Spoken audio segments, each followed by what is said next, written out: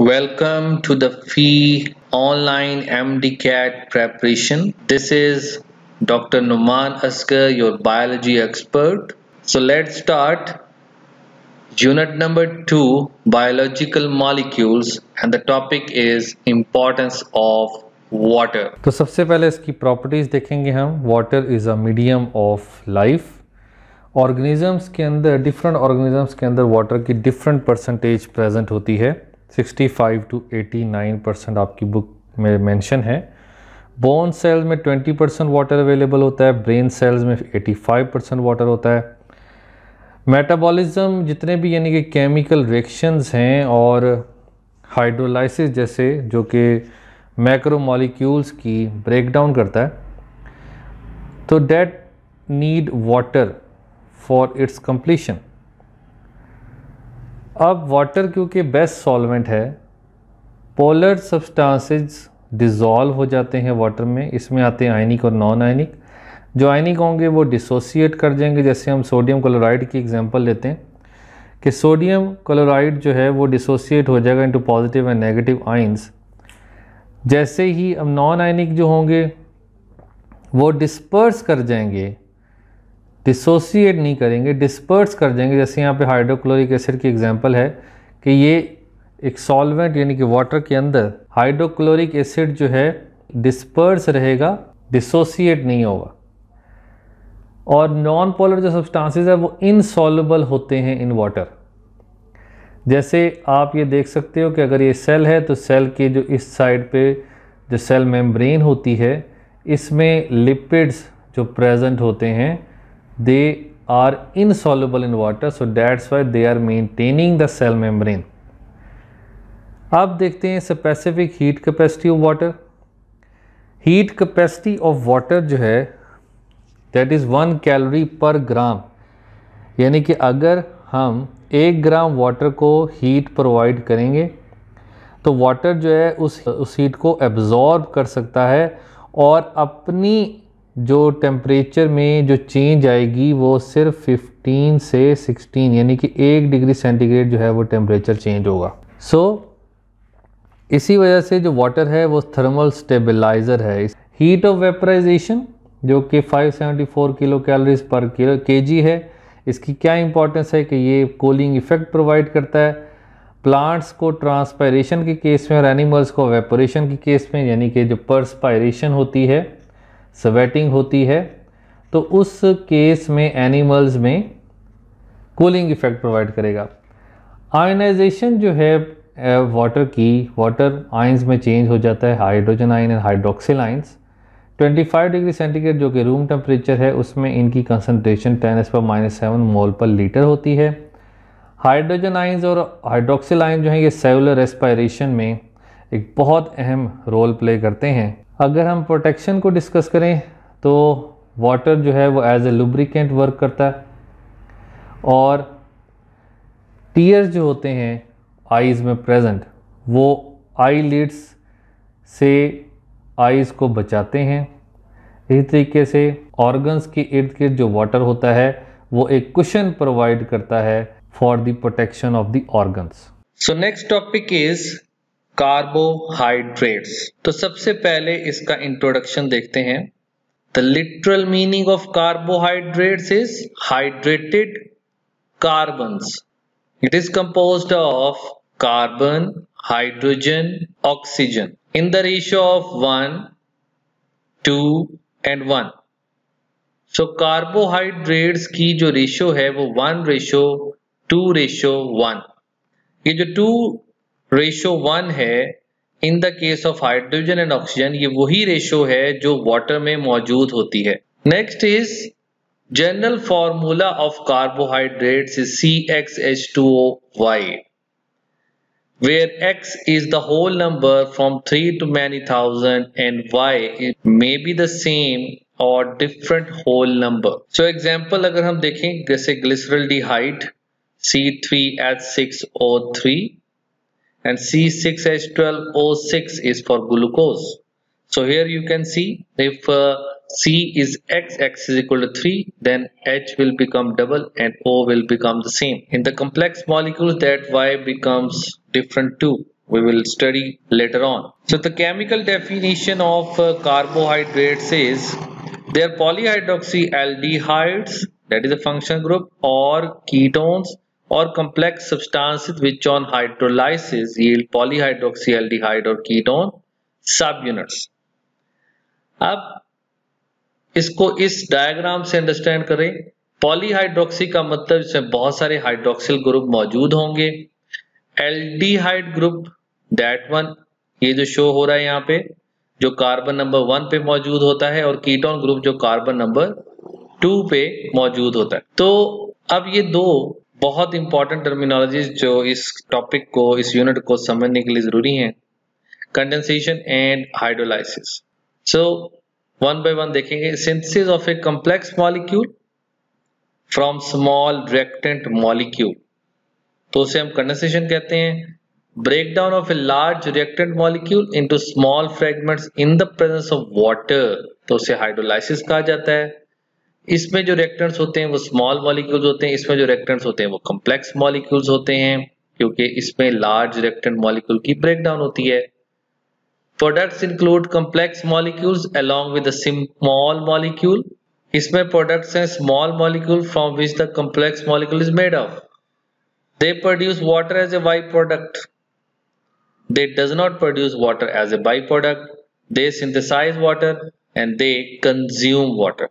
तो ये differences हैं, बहुत important है आपकी understanding के लिए। Next is the function of carbohydrates. सबसे पहले they are found in all living organisms and all parts of the cell. ये आपकी बुक की lines हैं जो यहाँ पे मैंने mention की हैं। Play both structural and functional roles.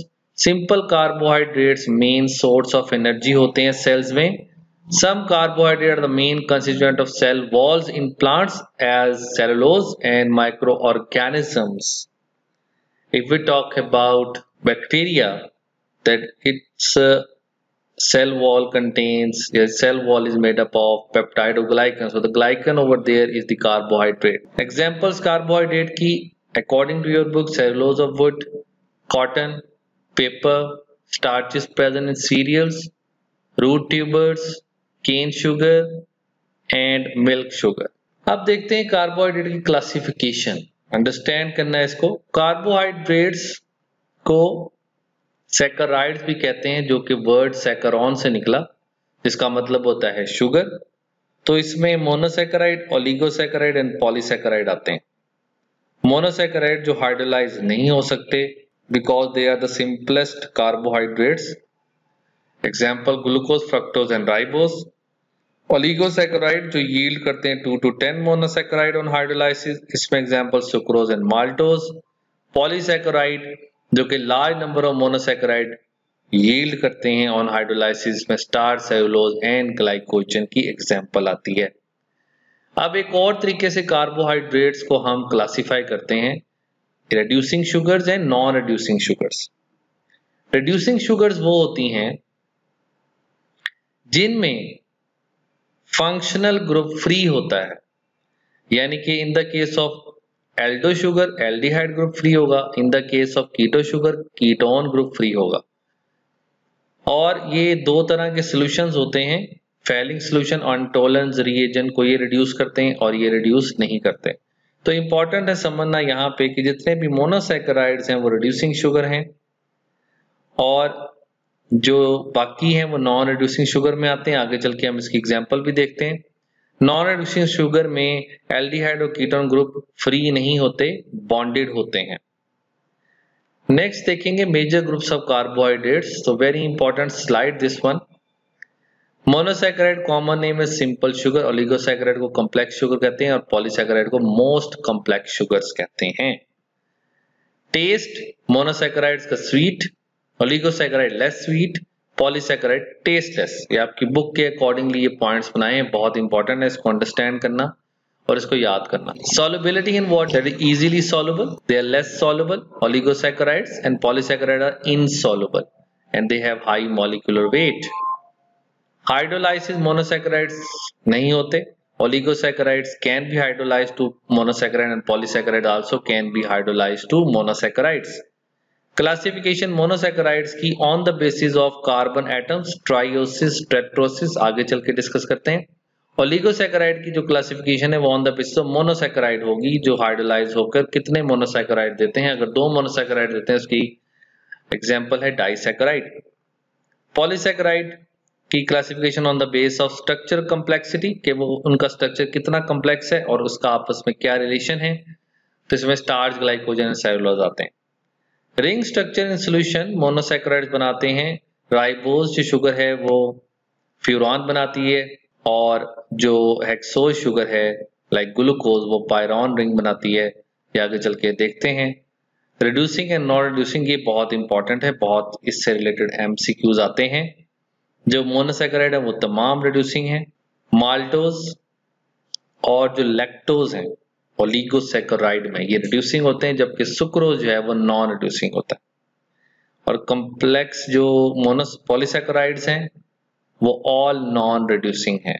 तो ये बहुत इंपॉर्टेंट है।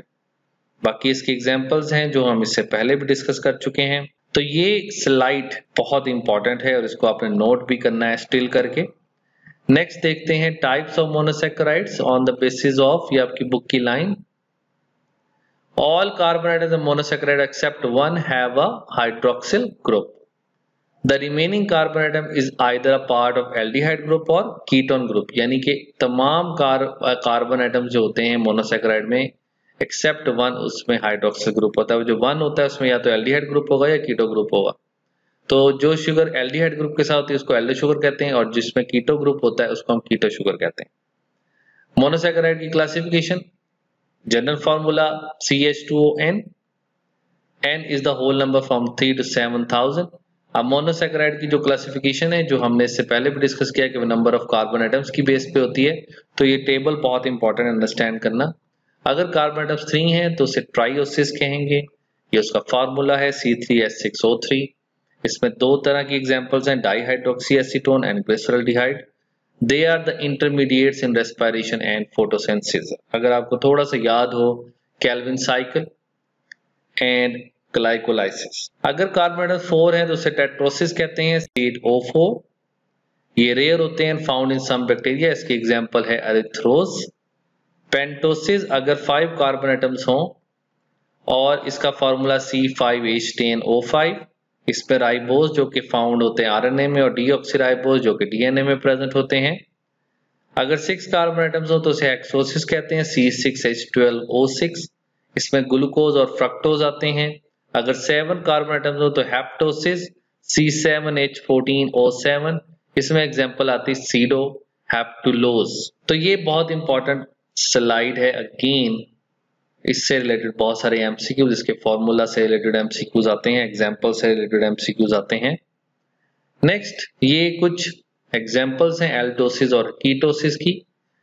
अगर 3 यानी कि ट्राइओ शुगर है, 3 कार्बन शुगर है, तो ग्लिसरल्डिहाइड जो कि एल्डिहाइड ग्रुप है, और डाइहाइड्रोक्सी एसीटोन जो कि कीटो ग्रुप आता है।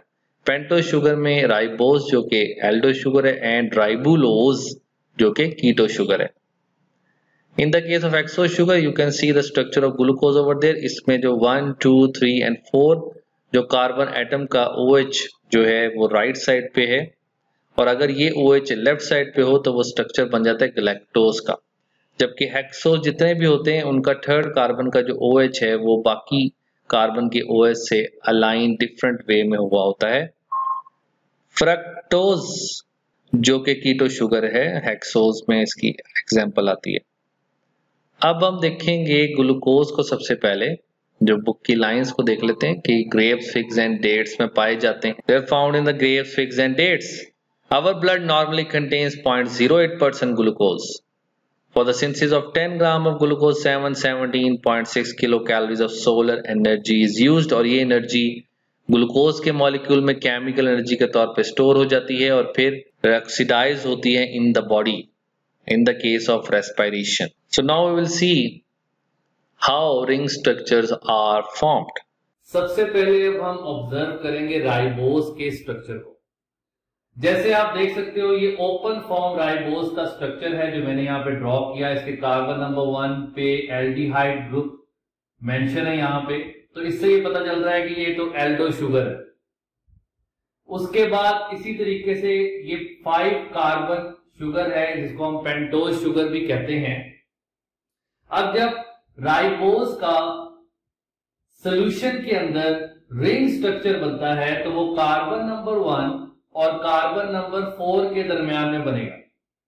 अब हम देखते हैं कि वो रिंग स्ट्रक्चर की फॉर्मेशन कैसे हो। इधर आप ऑब्जर्व कर सकते हो कि जब रिंग स्ट्रक्चर बनने जाएगा सॉल्यूशन के अंदर तो ये बॉन्ड ब्रेक होगा, जिसकी वजह से ऑक्सीजन पे नेगेटिव चार्ज आ जाएगा और कार्बन पे पॉजिटिव चार्ज आ जाएगा, और कार्बन नंबर 4 का ये बॉन्ड ब्रेक होगा OH ग्रुप के दरमियान में, जिसके नतीजे में ऑक्सीजन पे नेगेटिव चार्ज और हाइड्रोजन पे पॉजिटिव चार्ज आ जाएगा।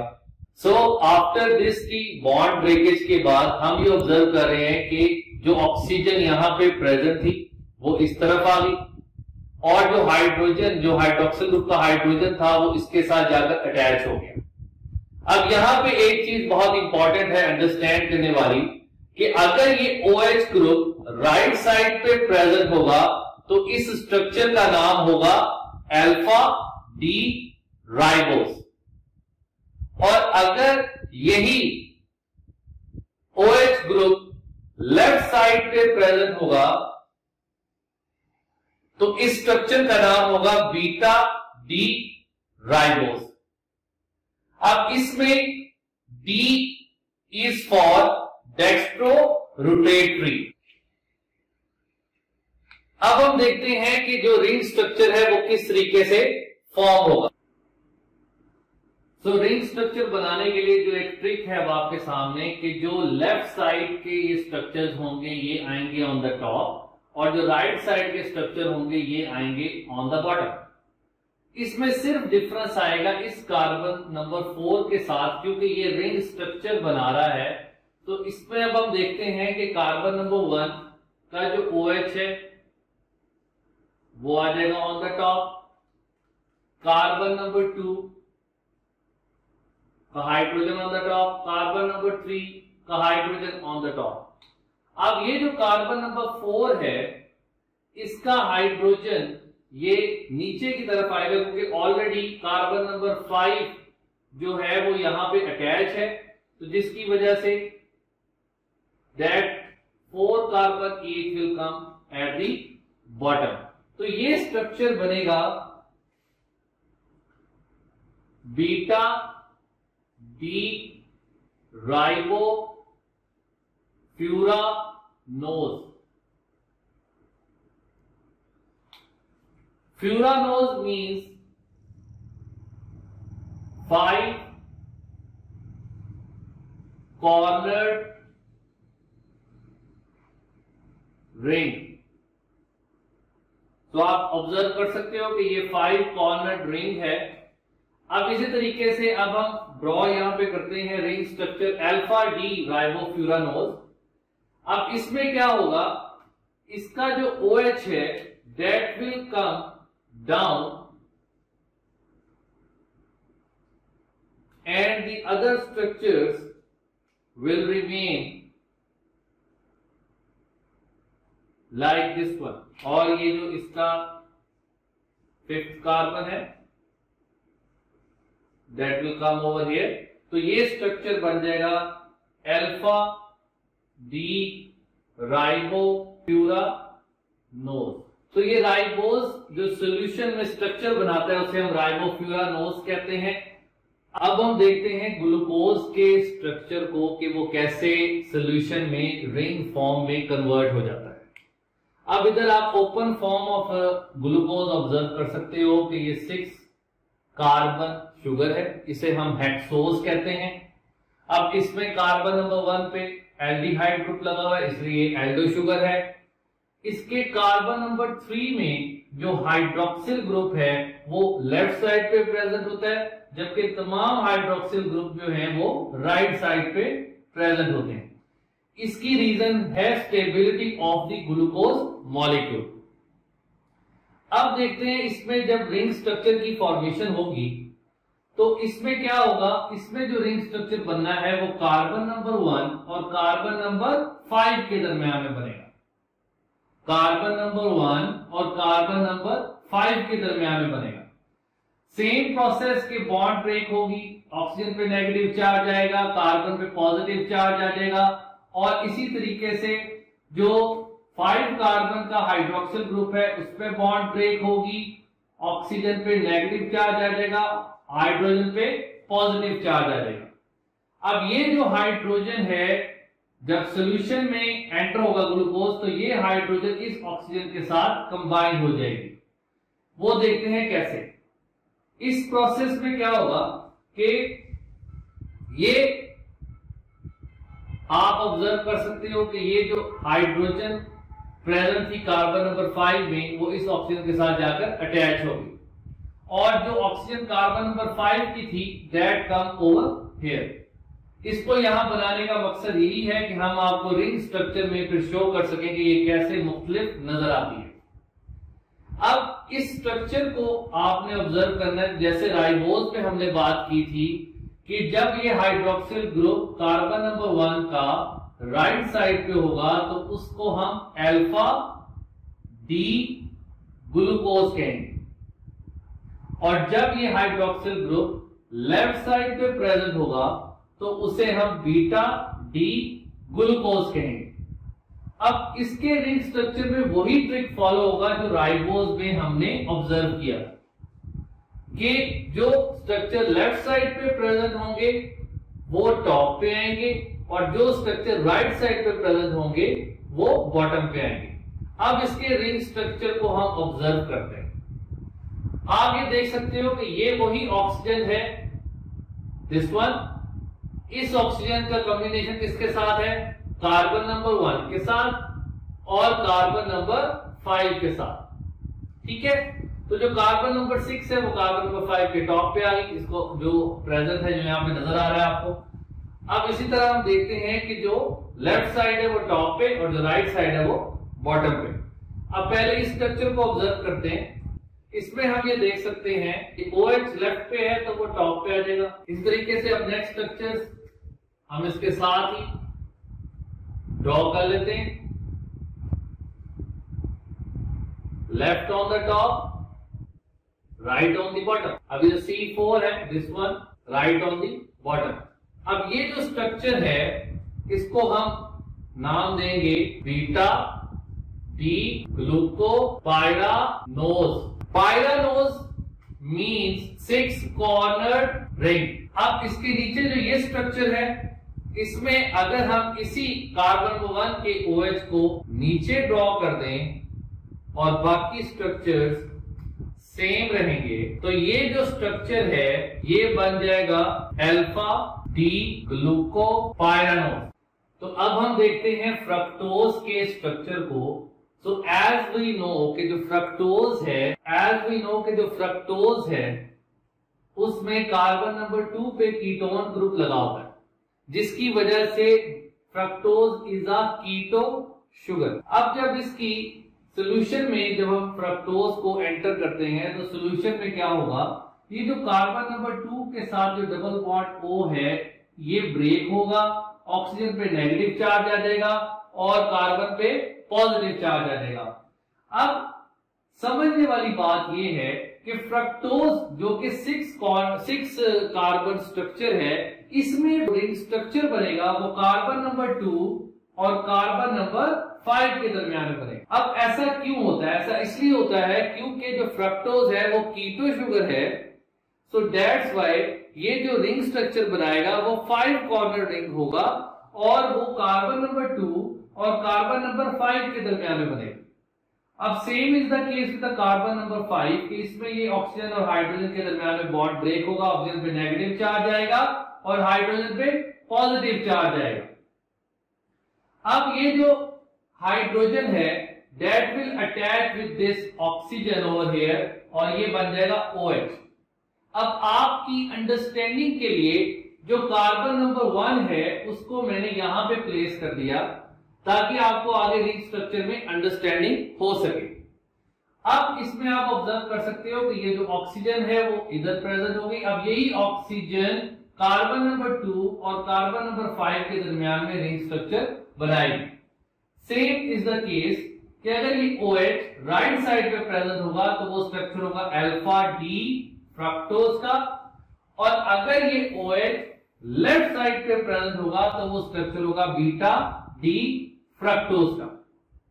अब जैसा कि बताया कि ये 5 कॉर्नर रिंग स्ट्रक्चर बनाता है, तो अब हम ऑब्जर्व करते हैं कि इसका रिंग स्ट्रक्चर कैसे बनेगा। वही ट्रिक आप फॉलो करोगे कि left side on the top and right side on the bottom. अब इसमें this is carbon number 2, this is carbon number 3, this is carbon number 4, this is carbon number 5, this is carbon number 6। क्योंकि ये जो ring structure बनता है वो carbon number 2 और carbon number 5 के दरमियान में बनता है, तो ये कार्बन नंबर 2 इधर प्रेजेंट होगी, 3, 4, 5 और 6 अपर साइड पे प्रेजेंट होगी, और इस कार्बन का जो हाइड्रोजन होगा वो यहां पे प्रेजेंट होगा। अब हम उसी ट्रिक को फॉलो करते हुए चलते हैं।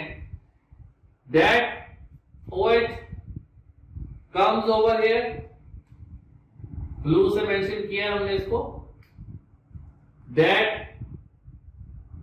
CH2OH will come over here. Now the same, that OH will on the top, H over here, H and OH. अब ये स्ट्रक्चर बन गया बीटा डी फ्रक्टो फ्यूरा नोज। तो फ्यूरानोज को हम एक्सप्लेन कर चुके हैं राइबोज के स्ट्रक्चर को फॉर्म करते हुए कि फ्यूरानोज होता है 5 कॉर्नर रिंग स्ट्रक्चर। अब देखते हैं इस स्ट्रक्चर में क्या चेंजेस आएंगी। अब same is the case, this one is the carbon number 2, this one is 3, this one is 4, this one is 5, this one is 6। अब इसमें हम ये देखेंगे कि ये OH अगर नीचे ड्रॉ किया जाएगा और बाकी स्ट्रक्चर सेम आएंगे, that's carbon number 1 over here, that OH and H, that H and OH।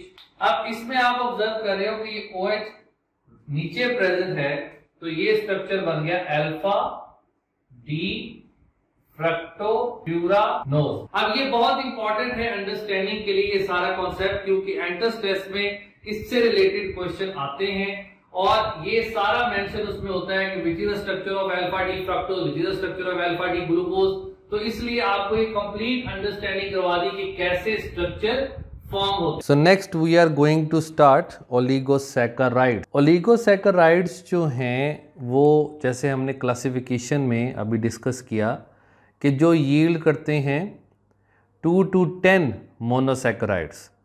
सो अगर ये यील्ड करें 2 मोनोसैकेराइड्स तो उसे डाइसैकेराइड्स कहते हैं, और अगर ये यील्ड करें 3 मोनोसैकेराइड तो ट्राइसैकेराइड कहते हैं, एंड सो ऑन। अब ग्लाइकोसाइडिक बॉन्ड बनती है 2 मोनोसैकेराइड्स के दरमियान में। ये जो ग्लाइकोसाइडिक बॉन्ड है that is CO and C। तो आपकी बुक में जो एक एग्जाम्पल दिए हैं वो ही यहाँ पे कोट की मैंने। ये अल्फा डी ग्लूकोज का स्ट्रक्चर है जो आप स्टडी कर चुके हो, और that is the structure of the D fructose. D is for obviously dextrorotatory. अब इसमें ये ग्लूकोज के कार्बन नंबर 1 का हाइड्रोजन और फ्रक्टोज के कार्बन नंबर 2 का OH ग्रुप, इन दोनों के दरमियान में बॉन्ड फॉर्मेशन होगी जिससे वाटर रिलीज होगा और हमारे सामने बॉन्ड आ जाएगी 1-2 ग्लाइकोसाइडिक लिंकेज, यानी carbon number 1 of glucose and carbon number 2 of fructose. तो this structure is known as sucrose, जिसको हम केन शुगर भी कहते हैं, और वाटर जो है वो इसमें रिलीज हो जाएगा। अब यहाँ पे एक चीज़ ऑब्जर्व करने वाली है कि जो सुक्रोज है उसको हम नॉन रिड्यूसिंग कहते हैं। नॉन रिड्यूसिंग यानी कि इसके अंदर वो जो रीएजेंट्स हमने डिस्कस किए थे उसको रिड्यूस करने की पावर नहीं है। वो क्यों नहीं है? क्योंकि आप ये ऑब्ज़र्व कर सकते हो कि ग्लूकोज जो कि एक एल्डो शुगर है उसके कार्बन नंबर 1 पे एल्डिहाइड ग्रुप होता है, और फ्रक्टोज जो कि एक कीटो शुगर है उसके कार्बन नंबर 2 पे कीटो ग्रुप होता है।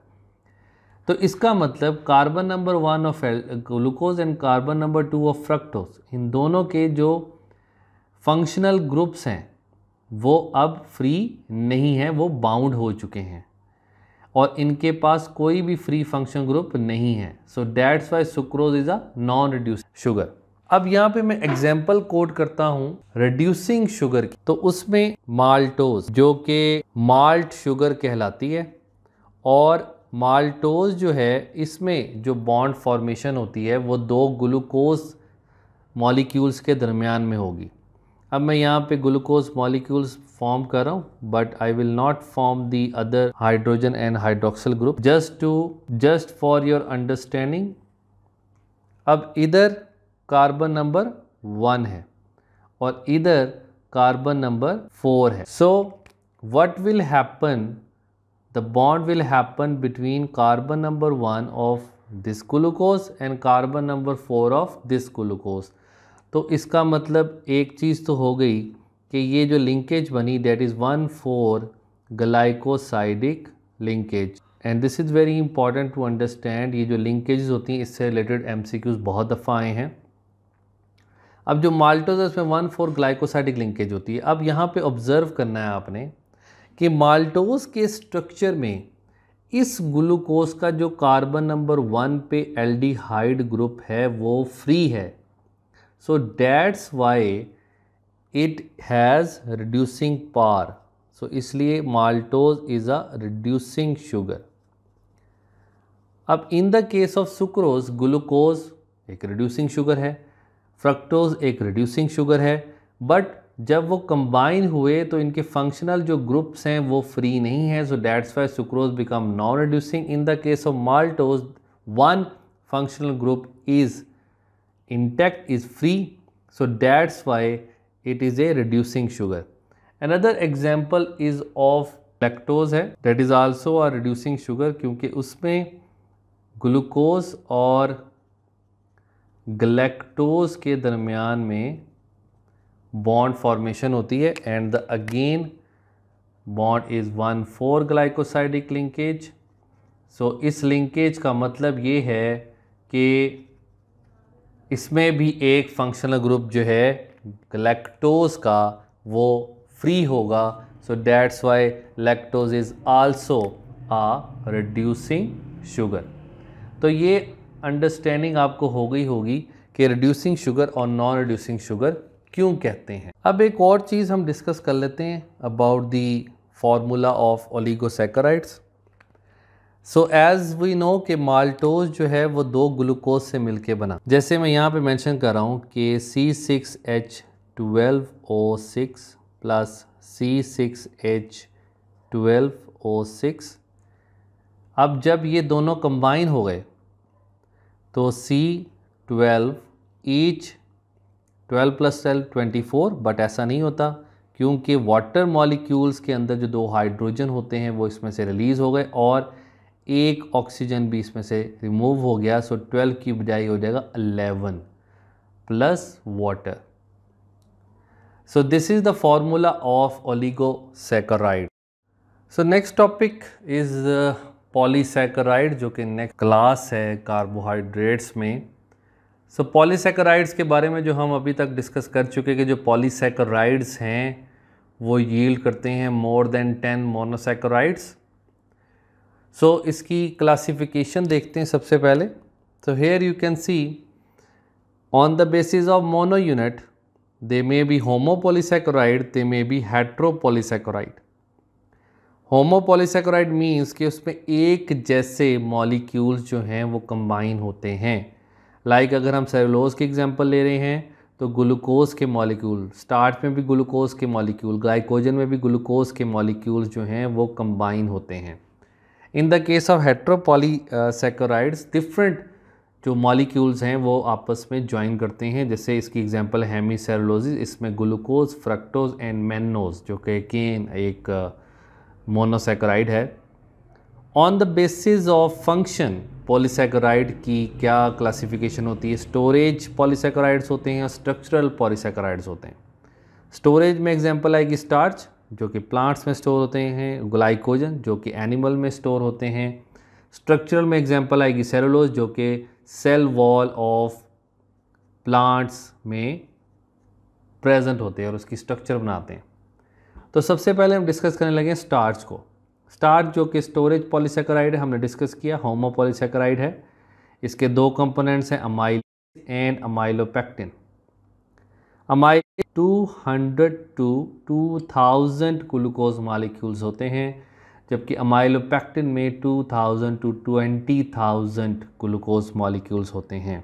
इन the case of amylose, glucose molecule form 1,4 glycosidic linkage. In the case of amylopectin 1,4 glycosidic linkage के साथ साथ 1,6 glycosidic linkage भी present होती है। अब ये कैसे होता है उसको मैं आपके सामने शो कर देता हूँ। लाइक ये सपोज ग्लूकोज के मॉलिक्यूल्स हैं, मैं स्मॉल करके इसको शो कर रहा हूँ आपके सामने ताकि अंडरस्टैंडिंग हो सके। तो ये 1,4 ग्लाइकोसाइडिक लिंकेज बन गया, दैट वन। अब यहाँ पे हमें पता है इस रीजन में कार्बन नंबर 6 जो है वो प्रेजेंट होता है। इस 6 कार्बन के साथ अगर अटैचमेंट हो जाएगी, ग्लूकोज मॉलिक्यूल इस तरीके से फॉर्म होंगे ब्रांच सिस्टम में और ये बॉन्ड बनाएंगे इस कार्बन नंबर 1 के साथ, that will give 1,4 and 1,6 glycosidic linkage. जो अमाइलोज है वो अनब्रांच्ड है, जबकि अमाइलोपेक्टिन ब्रांच्ड होते हैं, क्योंकि ये 1,4 एक लीनियर स्ट्रक्चर होगा और उसके साथ ये अटैच हो जाएगा। जब 1,6 ग्लाइकोसाइडिक लिंकेज भी आ जाएगा तो इसका मतलब है ब्रांच्ड होते हैं। They are soluble in hot water, they are insoluble in hot और कोल्ड वाटर। अब स्टार्च जो है वो आयोडीन के साथ ब्लू कलर देते हैं और ये जो ब्लू कलर है ये क्यों होता है? Due to amylose. तो पॉलीसेकेराइड में next one is the glycogen. Glycogen जो कि अगेन स्टोरेज पॉलीसेकेराइड है और इसको होमोपॉलीसेकेराइड भी कहते हैं। एनिमल्स में ये स्टोरेज पॉलीसेकेराइड है इन लिवर एंड मसल्स। इसमें भी 1,4 ग्लाइकोसाइडिक लिंकेज होती है और मैनी 1,6 ग्लाइकोसाइडिक लिंकेज होती है और ये रेड कलर देता है with iodine due to the presence of 1,6 glycosidic linkage. Next is the cellulose जो कि स्ट्रक्चरल एंड होमोपॉलीसेकेराइड है, जो cell wall of the plants में प्रेजेंट होता है। कॉटन जो है that is the pure form of cellulose. It form 1,4 glycosidic linkage of beta glucose. Starch जो है वो अल्फा ग्लूकोज से मिलके बनता है, जबकि सेलुलोज जो है वो बीटा ग्लूकोज की बाइंडिंग से बनता है। अब बीटा ग्लूकोज होती है इसके अंदर, तो उसको ब्रेक करने के लिए बीटा एंजाइम्स चाहिए, जैसे सेलुलेज एंजाइम। ये जो एंजाइम्स हैं ये सिक्रीट होते हैं by the symbiotic bacteria in animals like goat and cow. हमारी बॉडी के अंदर क्योंकि अल्फा एंजाइम्स होते हैं इसलिए हमारी बॉडी में जो सेलुलोज है वो डाइजेस्ट नहीं हो पाती। And another important point, it give no colour with iodine. So अब एक टेबल के थ्रू आपके लिए अंडरस्टैंडिंग करवाई जा रही है। इस कंपैरिजन से आपके लिए याद करना आसान होगा। नेक्स्ट आपके नॉलेज को चेक किया जा रहा है। Which of the following are obtained from fruits, vegetables and cereals? Options are monosaccharides, sucrose, cellulose or starch. So this is the line of your book and the answer is monosaccharides.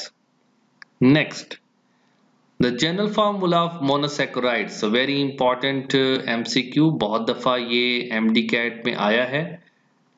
CnH2nOn, C2nH2ON और C, and the next one is this one. Think कर लिया आपने?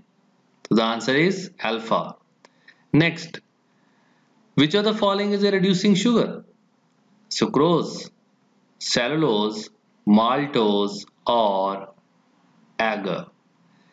इन MCQs का answer आपने खुद find out करना है। Next, a polysaccharide which is often called animal starch, glycogen, starch, cellulose, dextrin. Find out the answer and then tell me.